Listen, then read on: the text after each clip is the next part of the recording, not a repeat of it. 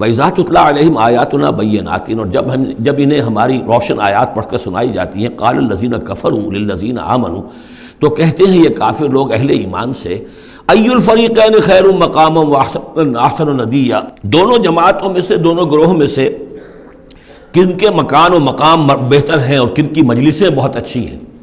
یعنی اے مسلمانوں دیکھو، تم اور تمہارے رسول محمد صلی اللہ علیہ وسلم اور ان کے گرد جو لوگ بیٹھے ہوتے ہیں، نہ ان کے پاس دنیاوی دولت ہے، نہ حیثیت ہے، نہ وجاہت ہے، ایک ہم ہیں۔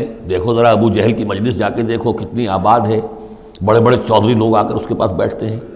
ذرا کہیں جا کر ولید بن مغیرہ کی چوپال دیکھو، اس کی چوپال جو ہے اس کی کیا شان ہے۔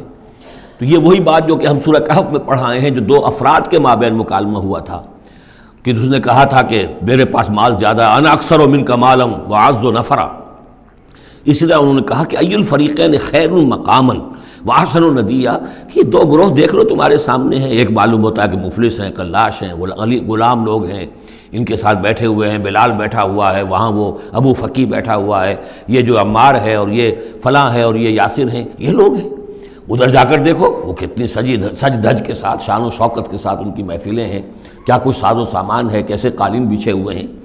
ای الفریقین خیر مقاما واحسن ندیا وکم اہلکنا قبلہم من قرن، اور ہم نے ان سے پہلے کتنی ہی قوموں کو ہلاک کیا ہے، ہم احسن و اساسا وریا، وہ ان سے بھی کہیں بڑھ کر تھے اپنے اساس البیت، اساس جس کو ہم اثاثہ کہتے ہیں، ساز و سامان میں اور نام و نمود میں، شان و شوکت میں، ریا، ان کی شان و شوکت ان سے بھی کہیں بڑھ کر تھی، اور وہ ہلاک ہوئے۔ قوم عاد اور قوم سمود یہ سب کا، اور قوم شعیب۔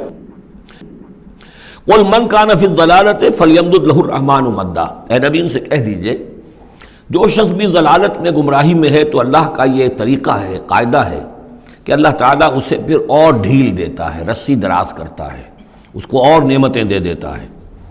حتیٰ اذا رأوا ما یوعدون، یہاں تک کہ جب اچانک وہ وقت آ جائے گا کہ جس کے ان کو دھمکی دی جا رہی ہے، اما العذاب و اما الساعہ، یا تو دنیا میں عذاب آ جائے، عذاب ہلاکت، عذاب استحصال، یا قیامت، فسیعلمون، تب وہ جان لیں گے، من ہوا شر مکانا واضعف جندا، کہ کون ہے جو اپنے مقام اور مرتبے کے اعتبار سے بدتر ہے، اور کون ہے کہ جو لشکر اور اپنے لاؤ لشکر کے اعتبار سے کمزور تر ہے۔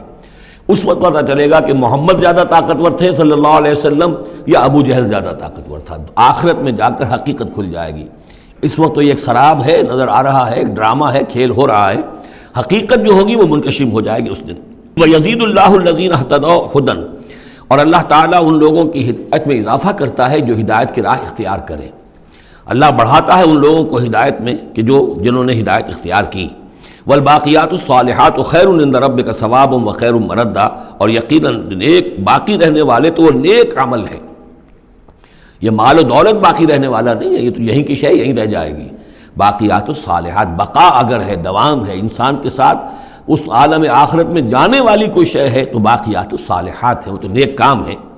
خیر عند ربک ثوابا، وہ یقیناً تیرے رب کے نزدیک بہت بہتر ہیں بدلے کے اعتبار سے بھی، وخیر مردا، اور اس اعتبار سے بھی کہ لوٹ کر جایا جائے ان کے پاس۔ جب ہم وہاں پہنچیں گے ہمیں اپنے اعمال جو ہیں وہاں منتظر ملیں گے، ان کی جزا، بلکہ یہ کہ کہا جائے گا یہ تمہارے اعمال ہی ہیں، ان کی شکل بدل گئی ہے۔